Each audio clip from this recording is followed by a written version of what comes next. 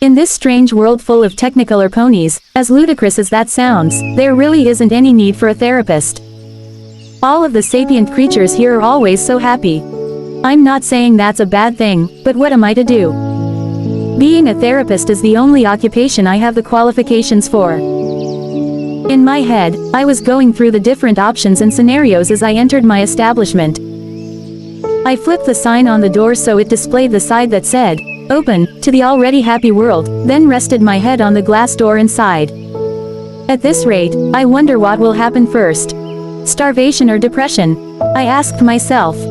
Clearing my thoughts, I left the doorway, making my way to my desk. As I went through the waiting room, I glanced at the decorated walls. Before I had them decorated, I took some to observe and ask what made most happy. Apparently, my answer was something called a cutie mark. To me, as a human, it was something silly. To these ponies, however, it represented maturity and their different personalities. Also, they all seem to hold the memory of when they get their mark very dear. So I found a school nearby and asked the teacher there if the students would like to paint various cutie marks on the walls.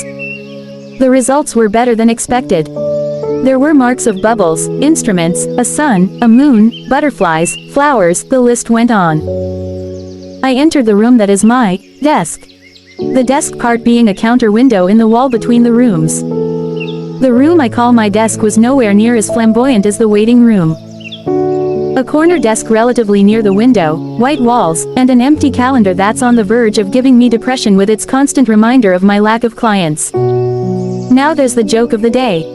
World's only therapist is getting depression. I mumbled. I tried to offer myself a chuckle, but I lacked the enthusiasm to do so. I took a seat at my corner desk and did the only thing I could do. Make sure my pencils were sharpened and waste time. Not that I mind though. None of the ponies know me, let alone even notice me, so I don't have any friends to spend my time with. To be honest, I think it's because I'm the only human. I must look so bizarre to them. After a while, the unexpected happened. As usual, I was sitting at my corner day, spinning a pencil through my fingers to fight off boredom. Then I heard the front door open. When this has happened before, it has always only turned out to be a case of being lost. They would realize they have the wrong place, then ask me for directions. Assuming that this time was no different, I poked my head over the counter. The pony this time was a light brown, almost chestnut, stallion with an even darker brown spiky mane and tail along with blue eyes, red tie, and an hourglass for his mark. I wasn't in the mood and was going to be straight to the point, but seeing this stallion wearing a tie humored me. So, to show some appreciation, I remained as professional as I could. "Good morning, sir," I greeted over the counter. "How may I help you?" I asked as the stallion walked over to the counter. "Ah, yes, good morning. I was hoping to schedule an appointment." As he finished speaking his request, I thought I was hearing things. "I'm sorry, sir. Could you say that again?" "I would like to make an appointment," he repeated. I couldn't believe my ears. Thinking that I must have fallen asleep earlier and that I'm currently dreaming, I continued. "Sure thing, sir. When would you like to have it scheduled?" I asked, taking out a pencil. "I was hoping if I could have it now if you don't mind." I froze, dropping the pencil. I appreciated the nice dream, but there should be a limit on how much of a tease they are allowed to be. "Is there a problem?" I refocused. And no. On the contrary, I'll be honest. It made me very happy to hear that. He looked confused by what I said. "To answer your request, yes. We can go ahead and have the session right now." He brightened up. "Thank you. Let's head to the private room in the back. I'm also obligated to tell you that I am required to keep all information about you and everything you say to me a secret unless it's life-threatening, then I have to report it," I said as I got off the seat. Upon hearing this, the stallion seemed to relax a little and lost any nervous feelings he might have had. "That's fortunate to hear. The name's John. John Smith," he added as he came through the door to my side of the counter. "Anonymous, but you can just call me Anon," I introduced. "Please, follow me, and we'll get started." I lead him through the door on the back side of the room which leads into the therapy room. The therapy room was something special. It didn't need anything like music or art to make it relaxing. In fact, the only things in the room were two chairs facing each other. Thought, that's all that's really needed for this room. This room was enchanted with a special spell. This spell allowed me to choose an occupant of the room, and then the room would make the surrounding area change completely, looking like we were in a new location. A flawless illusion of sorts. The location is to be one the occupant either finds most comforting or holds most dear. Whichever is most appropriate for the situation. When we entered the room, it looked like we were standing in the vast depths of the cosmos with many solar systems, comets, black holes, and others of the sort. Interesting, I commented as we proceeded to take our seats. It is. I can't think of how this is possible, he replied, clearly misunderstanding what I was talking about. It's a special spell enchanting the room. We're not actually in space. That's not what I meant, though. What's interesting about it is you. After that, he looked all sorts of confused. So I decided to explain before I got stormed with questions.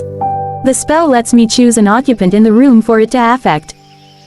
Then, it makes it look like we're in the location that occupant either holds most dear or finds most comforting. So when I said, interesting, I meant the connection between you and deep space. Well, that couldn't be any more true. I love space. To me, space represents true freedom with no limitations or costs. He explained, his voice matching that of a preacher that really would marry religion when they are given the chance to preach. That's a good way to view it. Though, something's telling me that that's not what you needed to talk about. I replied. He sighed, closing his eyes and dropping his head down. You're right. He raised his head back up to look at me. May I ask you something? That's what I'm here for. Am I right in my understanding that, as a human, you aren't from around here? That question hit deep. That would be the understatement of the year, but you were right. I'm not. I answered. So, you should know better than most how it feels to be homesick. I saw where this was going, but it would be rude to cut him off. So I played along while remaining honest. It wouldn't help him to lie in any sort of way. I would think so, I answered. How bad is it? Well, for the longest time, it was almost unbearable. Taking into account that my species is the only one that's sapient where I'm from, you could probably imagine how it was like when I found talking equines. It's like coming home and finding out that your dog can talk. All I could think of was the few possible explanations, like being drunk, high on drugs, or that I might have gone insane. Eventually, I decided that I was dreaming. That is until I realized that too much time had passed for it to be a dream. After another series of events, I realized that I had no choice but to accept the situation and adjust. That doesn't mean I don't miss it though. The place I came from. I had to try hard to remember not to say, world. Then he asked exactly what I thought he would. Yes, that's it. That's what I mean. How do you cope with the feeling? I sighed as he spoke. Well, you see, that's a little difficult to explain. You kinda do, but at the same time, you kinda don't. I don't understand, Anon. Let me explain. You kinda do because you have to adjust to your current situation and move on with your life. But when one does this, they tend to try and forget their past to try to make it easier. This does work in a sense, but it's not how you should go about it. It's not. I shook my head in response. Then what is? This is where it gets weird. This is the part where you kinda don't move on. This is the part when one should know that it's better if they don't forget. See, it's important to keep your memories. They're what made you who you are now. That's more important than what you would think. I finished and gave him time to process the information. He didn't say anything for a good 6 or 7 minutes. I was almost convinced he was staring off when he finally spoke. I think I get it. Thank you. I really appreciate it, Anon. He said before getting up. You're very welcome, Mr. Smith, I replied as I got up too. I led us out of the room to the lobby. Hope you have a nice day. Wait, do I owe you for the service? His expression matched the confusion in his voice. Nope. Why? I know I have sighed a lot, but this time was the heaviest it's been. Well, as sad as it sounds, I'm going out of business. Even if I charged you, it wouldn't be enough to keep the place going. How?